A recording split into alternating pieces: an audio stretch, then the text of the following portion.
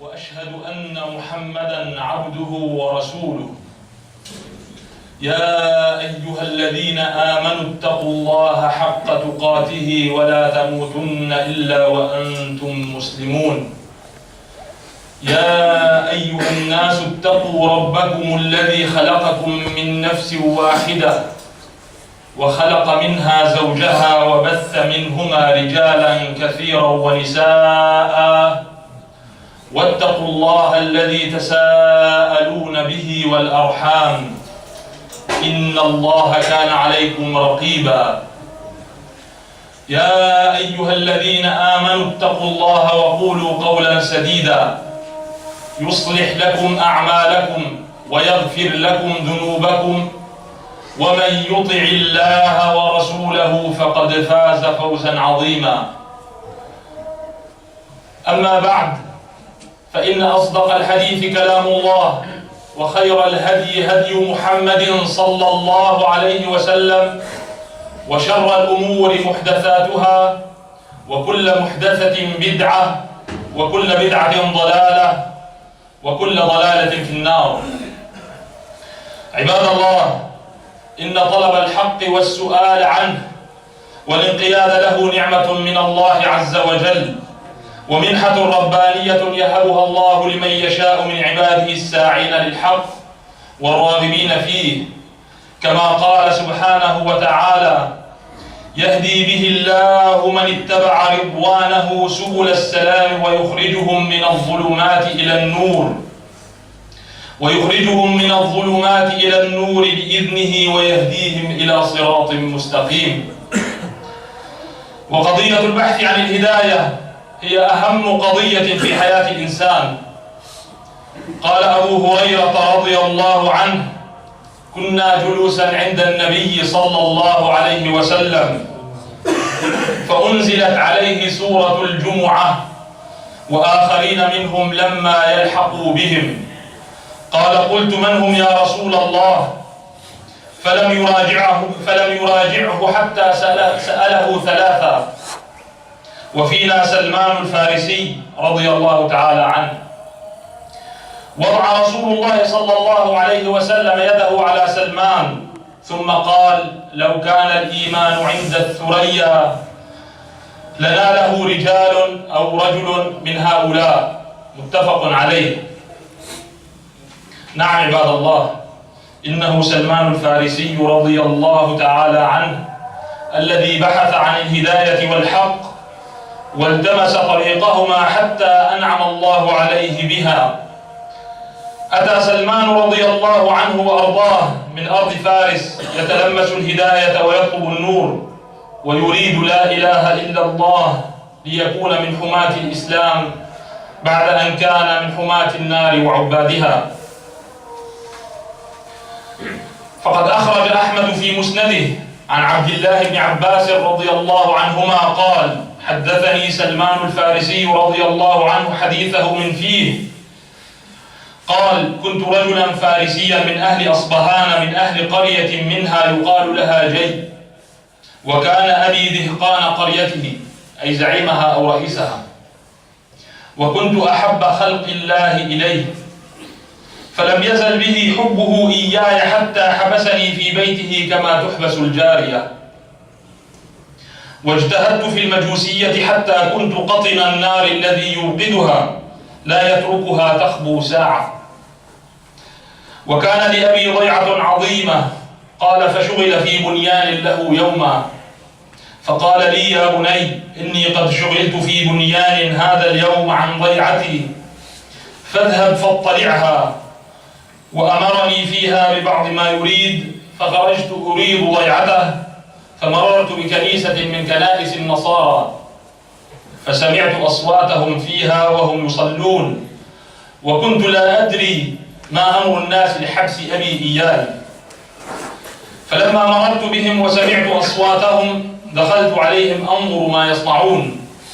قال: فلما رأيتهم أعجبني صلاتهم، ورغبت في أمرهم، وقلت: هذا والله خير من الدين الذي نحن عليه.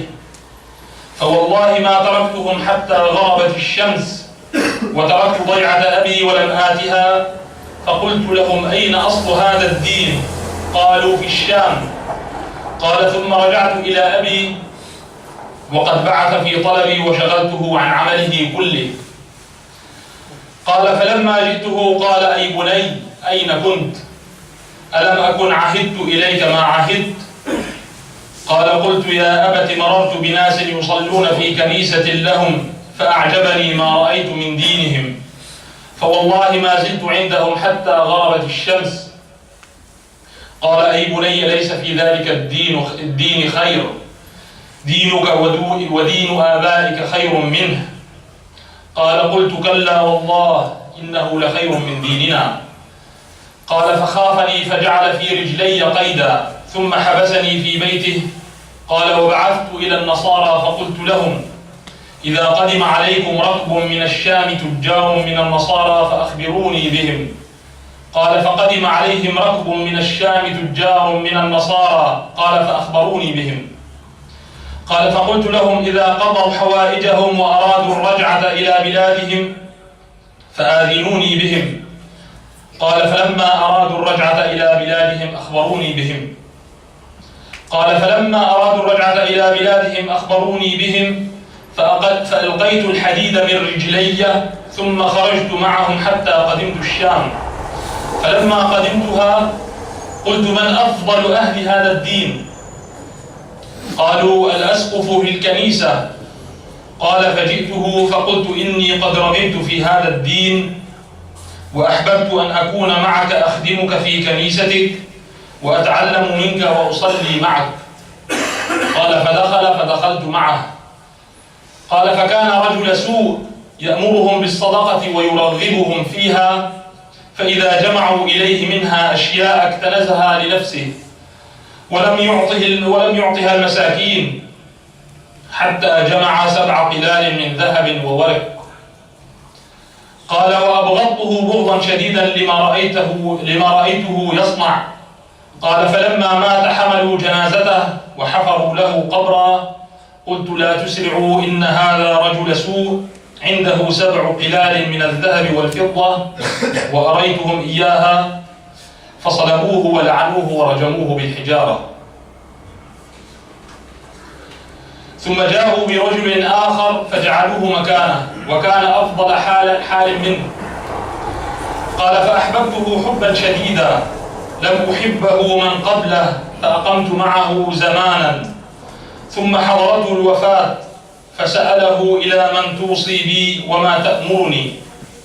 فقال له: أي بني، والله ما أعلم أحدا اليوم على ما كنت عليه، لقد هلك الناس وبدلوا وتركوا أكثر ما كانوا عليه إلا رجلا بالموصل، وأمره باللحوق به، فذهب إليه ووجده على أمر صاحبه، وأقام عنده إلى أن حضرته الوفاة، فسأله أيضا: إلى من يوصي به وما يأمره؟ فدله على رجل في نصيبين على مثل ما كان عليه، فذهب إليه فوجده على أمر صاحبيه، وأوصاه أيضا عند وفاته أن يأتي رجلا في عمورية على مثل ما هم عليه، فذهب إليه رضي الله عنه ووجده على هدي أصحابه وأمرهم.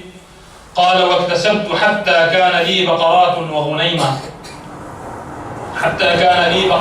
وغنيمة. وعندما حضرت الراهب الوفاة سأله: إلى من يوصي به وما يأمره؟ فقال له: أي بني، والله ما أعلمه أصبح على ما كنا عليه أحد من الناس، آمرك أن تأتيه، ولكنه قد أضلك زمان نبي، وهو مبعوث بدين إبراهيم يخرج بأرض العرب مهاجرا إلى أرض بين حرتين بينهما نخل، به علامات لا تخفى، يأكل الهدية ولا يأكل الصدقة، بين كتفيه خاتم النبوة، فإن استطعت أن تلحق بتلك البلاد فافعل. ثم مات وغيب. فمكثت في عمورية ما شاء الله أن أمكث، ثم مر بي نفر من كلب تجارا، فقلت لهم: تحملوني إلى أرض العرب وأعطيكم بقراتي هذه وغنيمتي هذه؟ قالوا نعم. فأعطيتهموها وحملوني حتى إذا قدموا بي وادي القرى ظلموني فباعوني لرجل من يهود عبدا. فكنت عنده ورأيت النخل ورجوت أن تكون البلد الذي وصف لي صاحبي. فبينما أنا عنده قدم عليه ابن عم له من المدينة من بني قريظة فابتاعني منه فاحتملني إلى المدينة. فوالله ما هو إلا أن رأيتها فعرفتها بصفة صاحبي، فأقمت بها وبعث الله رسوله صلى الله عليه وسلم فأقام بمكة ما أقام لا أسمع له بذكر مع ما أنا فيه من شغل الرق. ثم هاجر إلى المدينة، فوالله إني لفي رأس عذق لسيدي، أي في رأس نخلة أعمل فيه بعض العمل، وسيدي جالس إذ أقبل ابن عم له حتى وقف عليه فقال فلان قاتل الله بني قيلة، يقصد الأنصار، والله إنهم الآن لمجتمعون بقباء على رجل قدم عليهم من مكة اليوم يزعمون أنه نبي. قال فلما سمعتها أخذتني العرواء، أي الرعدة مثل رجفة الحمى، حتى ظننت سأسقط على سيدي. قال ونزلت عن النخلة فجعلت أقول لابن عمه ذلك ما تقول؟ قال فغضب سيدي فلكمني لكمة شديدة، ثم قال ما لك ولهذا أقبل على عملك؟ قال قلت لا شيء، إنما أردت أن أستثبته عما قال وقد كان عندي شيء قد جمعته، فلما أمسيت أخذته ثم ذهبت إلى رسول الله صلى الله عليه وسلم وهو بقباء، فدخلت عليه فقلت له إنه قد بلغني أنك رجل صالح ومعك أصحاب لك غرباء ذو حاجة، وهذا شيء كان عندي للصدقة، فرأيتكم أحق به من غيركم. قال فقربته إليه فقال رسول الله صلى الله عليه وسلم لأصحابه كلوا، وأمسك يده فلم يأكل. قال فقلت في نفسي هذه واحدة، ثم انصرفت عنه فجمعت شيئا، وتحول رسول الله صلى الله عليه وسلم إلى المدينة، ثم جئته به فقلت إني رأيتك لا تأكل الصدقة، وهذه هدية أكرمتك بها. قال فأكل منها رسول الله صلى الله عليه وسلم وأمر أصحابه فأكلوا معه. قال فقلت في نفسي هاتان اثنتان. قال ثم جئت رسول الله صلى الله عليه وسلم وهو ببقيع الغرقد. قال وقد تبع جنازة من أصحابه عليه شملتان له وهو جالس في أصحابه، فسلمت عليه ثم استدرت أنظر إلى ظهره هل أرى الخاتم الذي وصفه لي صاحبي، يقصد خاتم النبوة. والأحاديث التي وردت في وصف خاتم النبوة 3 أحاديث صحيحة. ورد وصفه في حديث أنه كبيضة الحمامة، وفي حديث آخر أنه غدة حمراء مثل زر الحجلة، وفي حديث آخر أنه مثل التفاحة. أما الحديث الذي ورد أنه بحجم البندقة مكتوب عليه محمد رسول الله فهو ضعيف.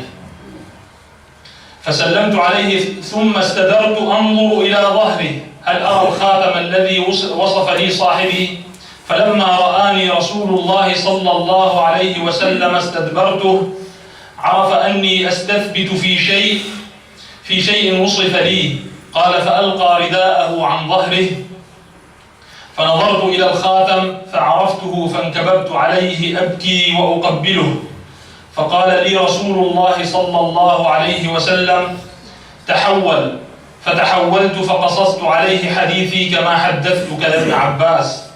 قال فأعجب رسول الله صلى الله عليه وسلم أن يسمع ذلك أصحابه.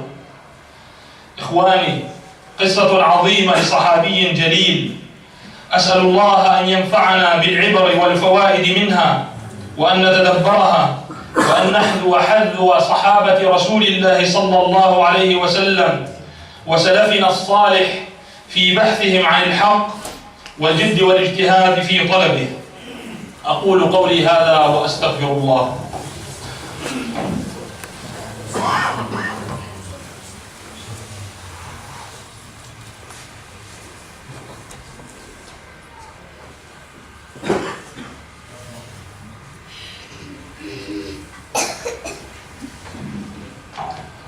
الحمد لله وحده، والصلاة والسلام على من لا نبي بعده. أما بعد، معاشر المؤمنين، لقد سمعنا قصة سلمان الفارسي رضي الله عنه في طلبه للحق وصبره على ذلك.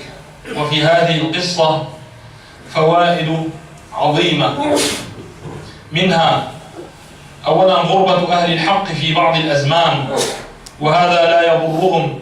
قال رسول الله صلى الله عليه وسلم: بدأ الإسلام غريبا وسيعود غريبا كما بدأ. رواه مسلم.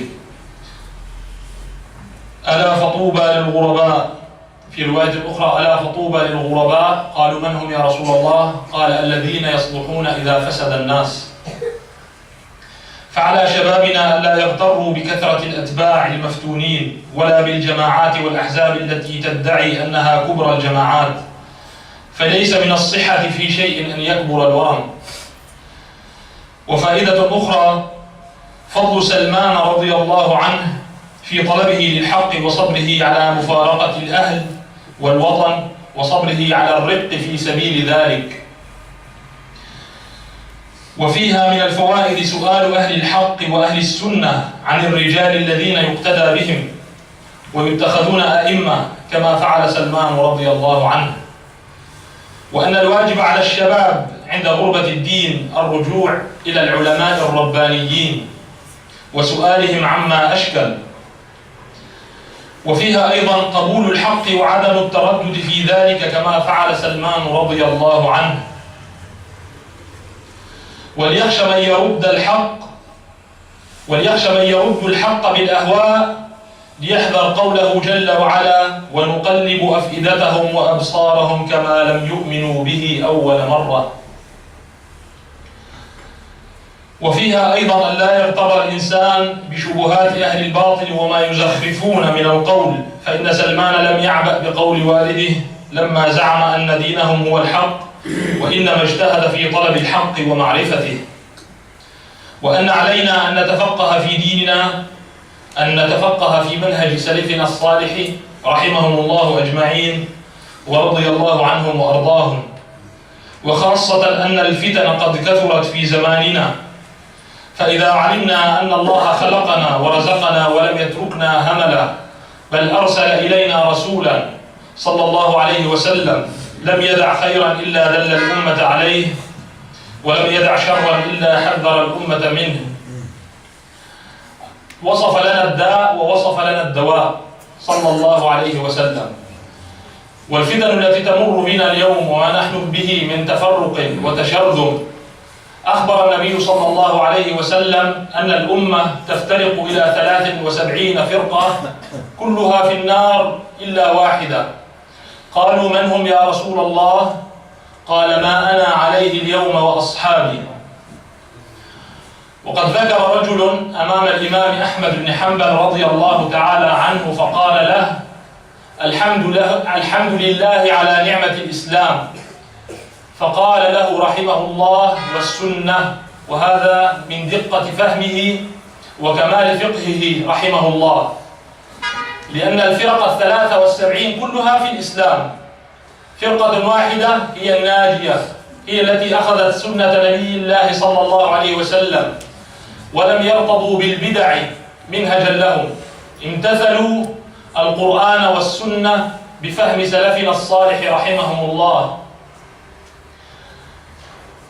فإذا علمنا ذلك وجب علينا تعلم العلم الكتاب والسنة بفهم سلفنا الصالح، فإن فيه دواء لما نمر به اليوم، وفيه خير الدنيا والآخرة. فمن أراد أن ينجو بدنياه وآخرته فعليه بتدبر القرآن وعليه بالسنة، سنة النبي صلى الله عليه وسلم، بفهم أصحابه الكرام وسلفهم الصالح في القرون الثلاثة الأولى. ونسأل الله أن يجمع شمل المسلمين على ما يحبه ويرضاه، وأن يفرج عنا ما نحن فيه، وأن يرفع عنا الشدة والفتن والكرب، إنه ولي ذلك ومولاه. وأن يجمعنا يوم القيامة على حوض نبيه صلى الله عليه وسلم، وأن يسقينا من يده الشريفة شربة هنيئة بريئة لا نظمأ بعدها. أقول قولي هذا وأستغفر الله، وصلى الله على سيدنا محمد وعلى